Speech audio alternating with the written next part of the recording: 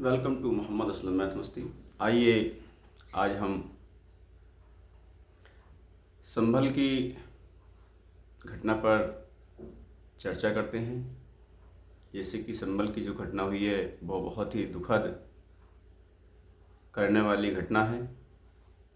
इससे हर वर्ग के मन में एक खौफ का माहौल बन गया है, जो सरकार को चाहिए कि इस तरह का खौफ का माहौल मन में नहीं होना चाहिए। हुआ कुछ इस तरह कि 19 नवंबर 2024 को एक याचिका चंदौसी सिविल कोर्ट में दायर होती है। 11 बजे याचिका दायर होती है और माननीय जज साहब चंदौसी के 19 नवंबर को ही उस याचिका पर तकरीबन 1 बजे सुनवाई करते हैं। सुनवाई करने के बाद याचिका बिना दूसरा पक्ष सुने उस एक आदेश कर दिया जाता है कि इस संभल की जामा मस्जिद का सर्वे कराया जाए। तो ऐसा आनन फानन में निर्णय लेना, आनन फानन में सर्वे कराना उचित नहीं था, जिसका नतीजा पूरे देश ने देखा, विदेश में देखा।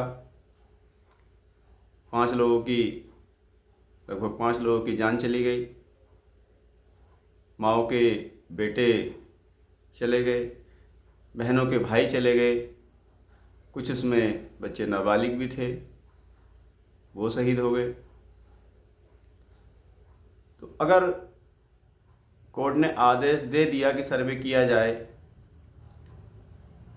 तो जितने पत्रकार महोदय हैं, अभी तक हमने देखा है किसी भी वीडियो में पत्रकार महोदय ने ये नहीं पूछा है कि कोर्ट का आदेश ठीक था, हम मानते हैं, लेकिन क्या उस कोर्ट के आदेश में नीचे नोट लिखा था कि सर्वे आपको आज 19 तारीख में ही करना है, 19 नवंबर 2024 को ही करना है, अभी करना है।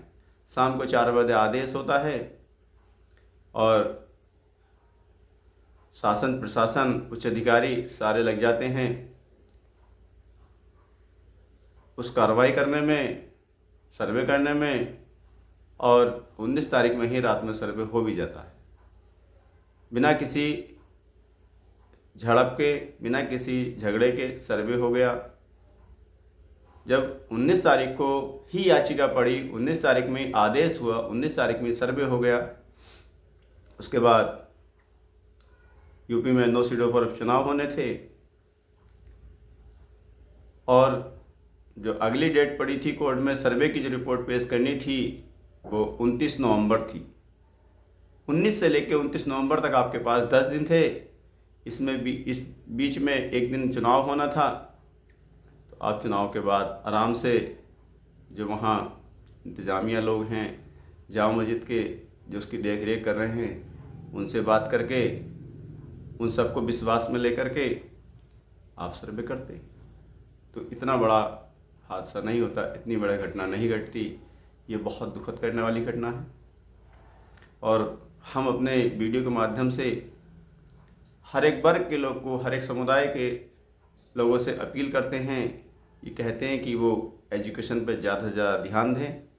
जितने भी नेता या जितने भी अधिकारी हैं, इन सब के बच्चे बहुत अच्छे अच्छे मॉडर्न स्कूलों में पढ़ रहे हैं। इसमें इस भीड़ के शिकार जो होते हैं छोटे छोटे लोग, जो अपने बच्चों को सही से शिक्षा नहीं दे पाते, सही से पढ़ा नहीं पाते, वो लोग इस चीज़ों के शिकार होते हैं। तो हम लोगों से अपील करते हैं कि वो लोग एक रोटी ना खाकर आधी रोटी खाएं। अगर सब्जी नहीं मिल रही, चटनी से खाएं, लेकिन बच्चों की तालीम पे विशेष ध्यान दें। अगर आज वो पढ़ेंगे, कल आगे बढ़ेंगे, देश तरक्की करेगा। जब वो तरक्की करेंगे, देश तरक्की करेगा। आज बेरोज़गारी का आलम यह है कि अगर एक चपरासी की नौकरी निकलती है तो कई लाख फॉर्म भरे जाते हैं। यूपी टीजीटी पीजीटी में देख लीजिए 4000 नौकरियों के लिए 13,19,000 आवेदन हुए हैं।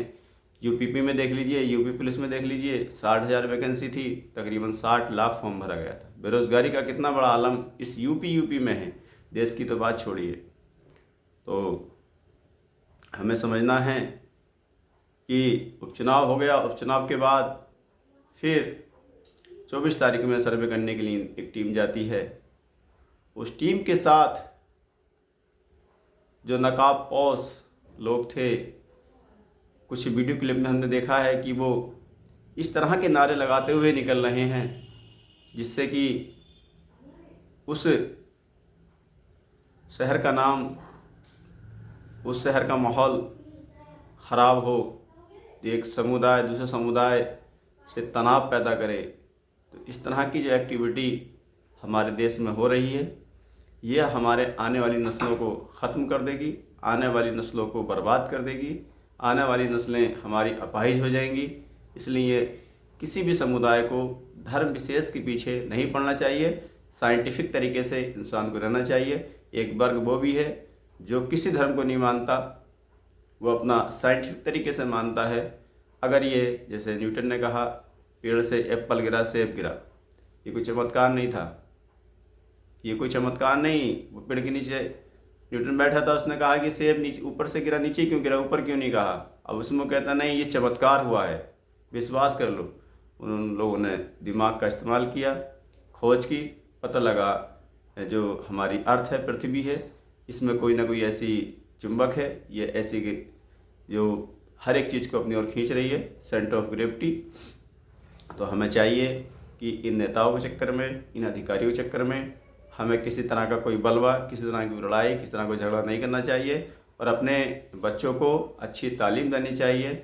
अगर ये प्रशासन आदेश, कोर्ट का आदेश इतना ही मानता है तो सुप्रीम कोर्ट की गाइडलाइन जारी हुई थी कि जितने भी अधिकारी हैं, जितने भी कर्मचारी हैं, इन सब के बच्चे प्राइमरी स्कूलों में पढ़ने चाहिए।